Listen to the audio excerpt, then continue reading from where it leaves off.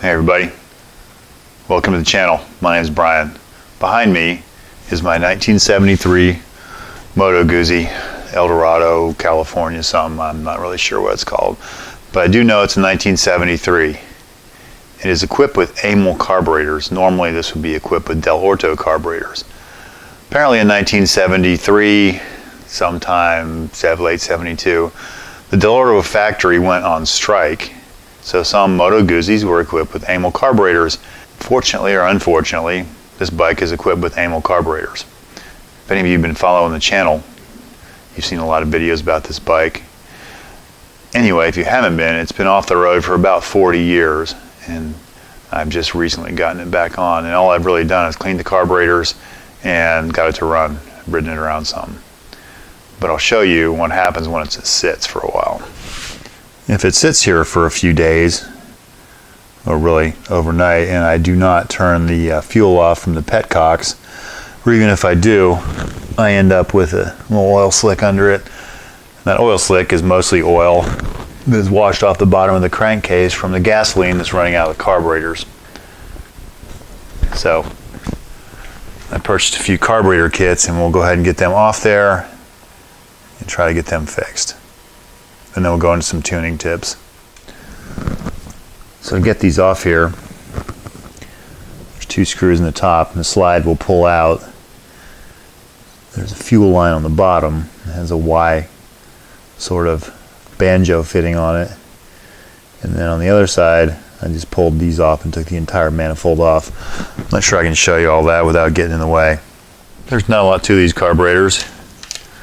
I got the parts from this place. This is not sponsored, but they had them.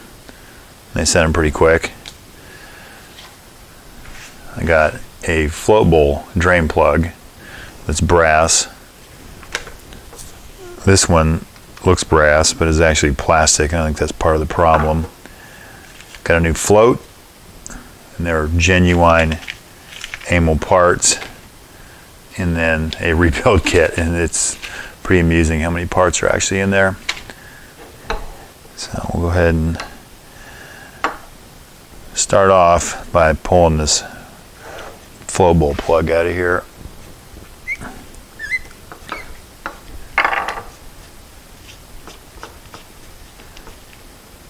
And that is definitely plastic. This banjo fitting is the fuel inlet and what balances side to side.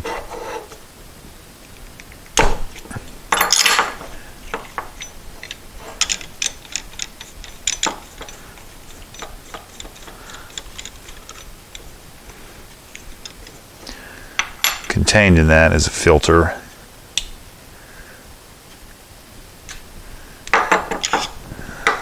Two Phillips screws hold the bowl on.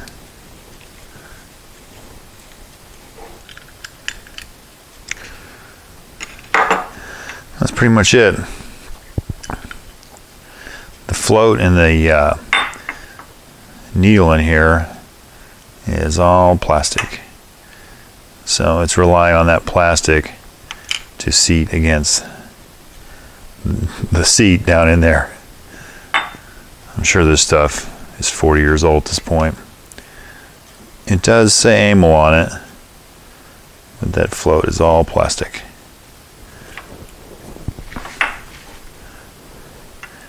We're not super dirty down in there, but I'll go ahead and clean all this out. See if I can get this gasket peeled off here. So to my knowledge, this is the idle mixture screw, and this is pretty much the setting for the slide for the carburetor as far as how much the throttle's open. So almost like the throttle position screw. I'm going to count turns on this. Half, 1, 1.5, 2, 2.5, 3. Looks like 3.5. The kit has new pieces in it. And it just has an O-ring and a stop that stops the slide height. The idle mixture is right here. half, about 1 turn.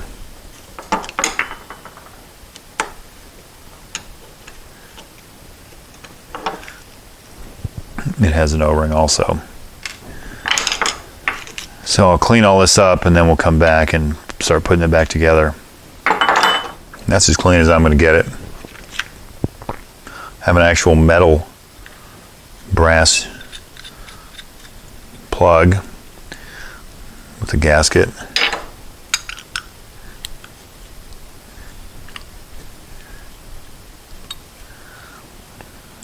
.11/16 by the way. New float, which actually has metal. Gasket kit.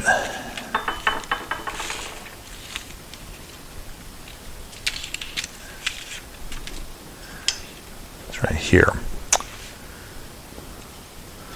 A new metal needle valve with a rubber tip. We'll go ahead and get that dropped in there first. The original rod. That'll just drop in.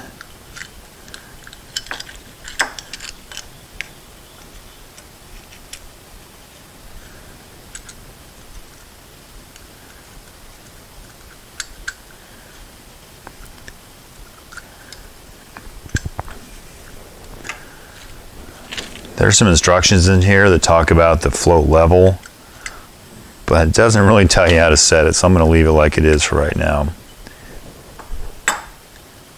I've already pulled this jet apart and I cleaned it, and I'm not going to change that.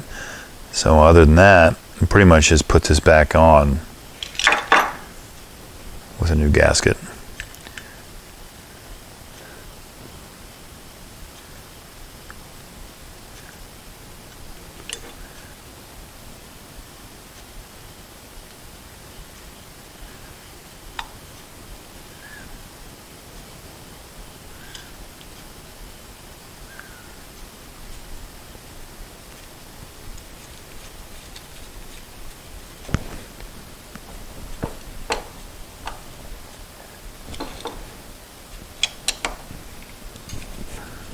While we're here, there is a new filter included, which is pretty much filtered gasket combination, and a new gasket to hold the banjo bolt.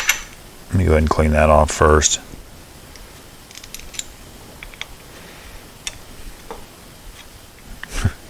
And that is a 13mm. Anyway, I'm not going to go crazy tightening that because we'll probably need to rotate it once it's on the bike to make the fuel lines line up. So there's O-rings in the kit that slip over for the, this would be the idle adjustment screw. Put a little motor oil on that. One thing I noticed on the other side when I took it apart, profile looks a little different. So I don't know if somebody's ground off that or what's happening there.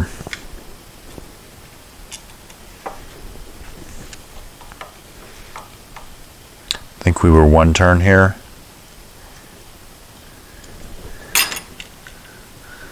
And then an O-ring again for the throttle stop.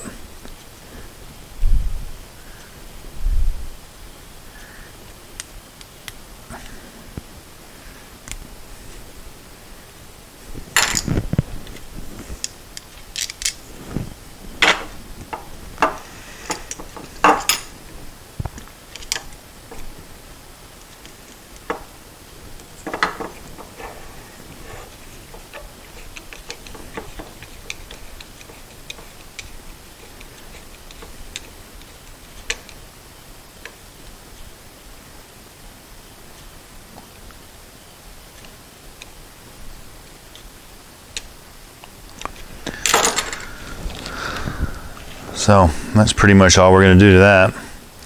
Let's hope that'll seal up all the fuel leakage. So I got this all put back together. I was able to locate plugs to plug the choke cable. Apparently that's pretty common. And it's some weird thread, so I had to order them. As far as setup goes, I read somewhere, which I can't find the source now, that if you take a 3/32 drill bit, which I believe is that one right there, and set that in the gap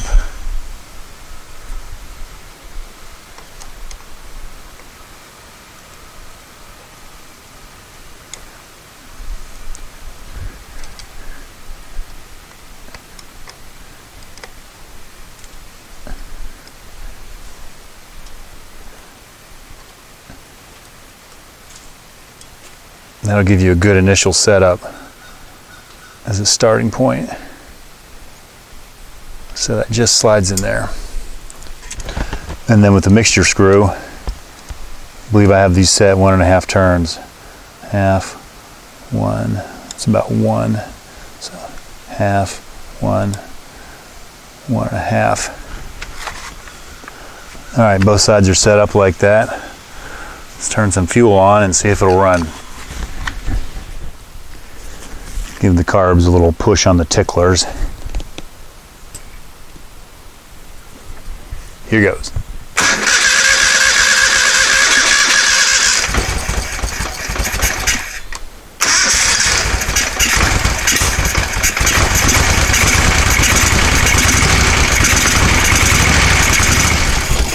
Open that up a little bit more.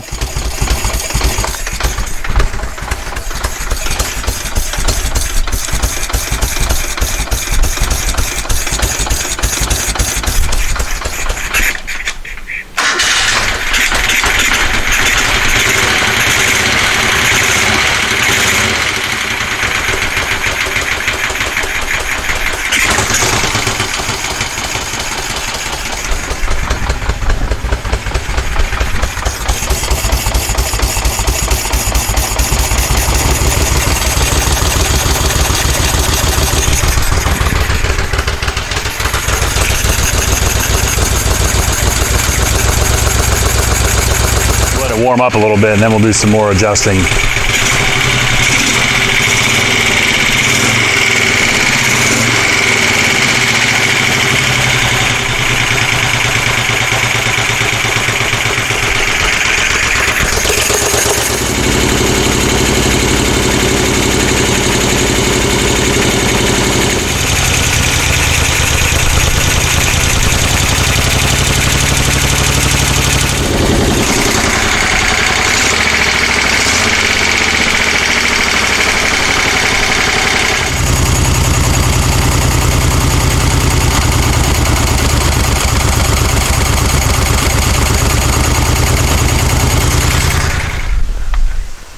This has ports where I can hook up a carburetor synchronizer.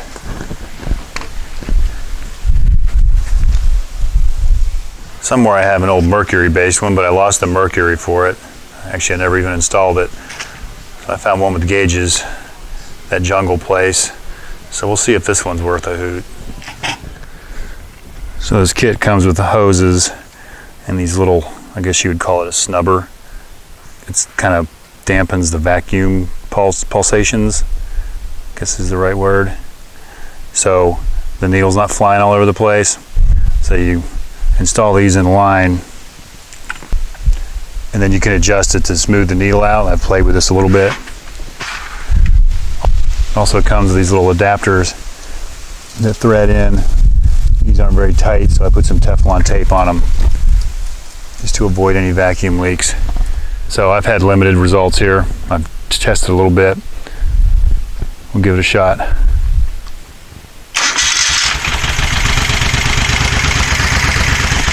So ideally you want the vacuum readings about even, obviously. And if the gauge is flying around like that, that's when you can adjust this little snubber. But unfortunately, this one seems to have a little bit of effect on how it runs.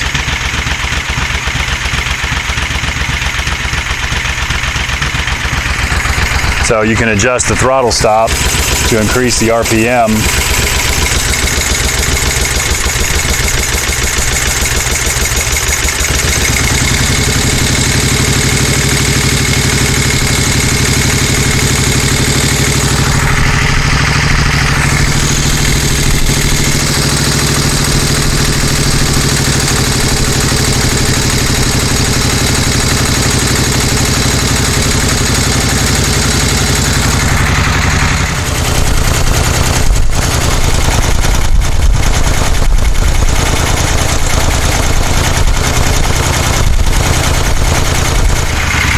And as probably with anything, you also do it by ear.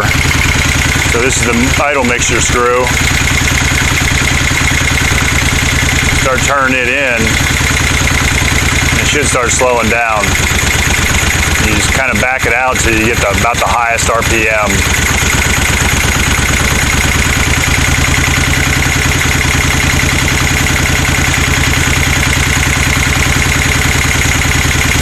Now it's starting to slow down, so we'll go back a little bit.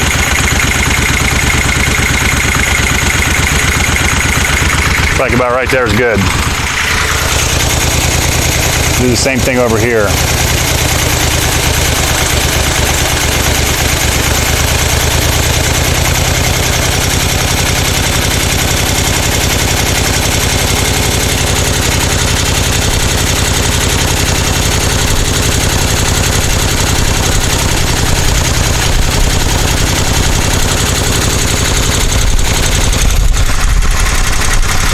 And that also looks about happiest on the vacuum gauges.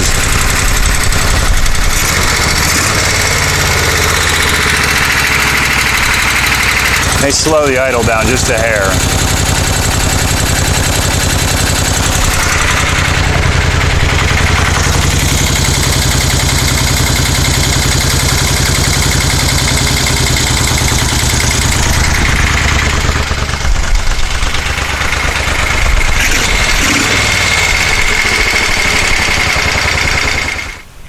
Okay, I'll let this cool off a little bit, and then I'll get in here, get the air cleaner and all that back on, and then maybe we can go for a ride. We've sat here for probably 20 minutes. Let's give it a start. I don't trust the neutral light.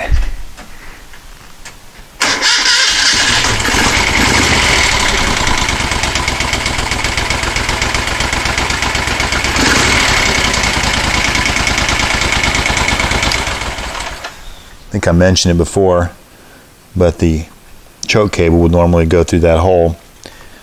They make plugs to plug them off. Got them from these folks. So let's go ahead and get those in there. I checked the thread on this, and it's some weird sized thread. Nothing that I could make or had a tap or a die for. Apparently it's a Whitworth thread. We should probably make sure it actually threads in. And I don't drop it.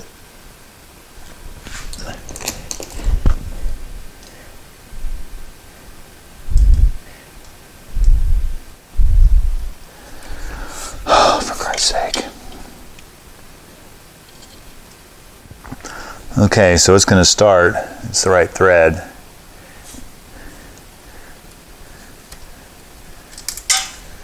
Luckily it hits the floor every time I drop it. Since it looks like things like to fall off this bike, I'm going to go ahead and Loctite it in there.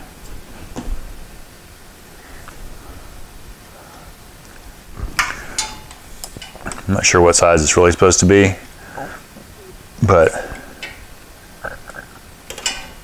7mm wrench fits it. So this side might be a little bit easier. At least on this side I can use my right hand to start it. I smashed that thumbnail about a year ago, and it's still not a lot of feeling in the end.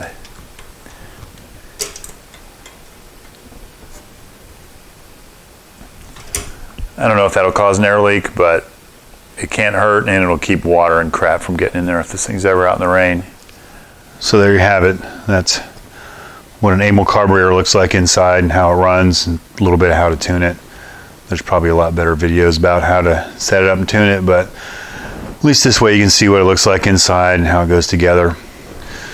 I mentioned earlier in the video that I had a mercury style carb synchronizer. So you would put mercury down in this little reservoir at the bottom, and these tubes would attach to the carburetors, and it'll pull the mercury up the columns here, and then you synchronize your carburetors that way. Likely doesn't flutter near as much as this gauge style setup I got. And one thing that might help on this is the hoses it came with aren't really vacuum hoses, they're just hoses. So I noticed a couple situations where the vacuum actually pulled them shut. So a good upgrade for these, or just get a whole better setup, but an upgrade would be get some true vacuum hose that won't collapse under vacuum.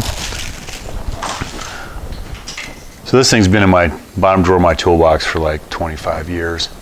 So maybe someday I'll find the mercury for it to get replacement. And I think it would likely be more useful, or both of them would be more useful on something that had more than 2 carburetors, because with 2 you can kind of go back and forth and get it to run right. With 4, if you have too much of it apart, it may take a little more visual indication to help you get them set up. Thanks for watching. We'll see you soon.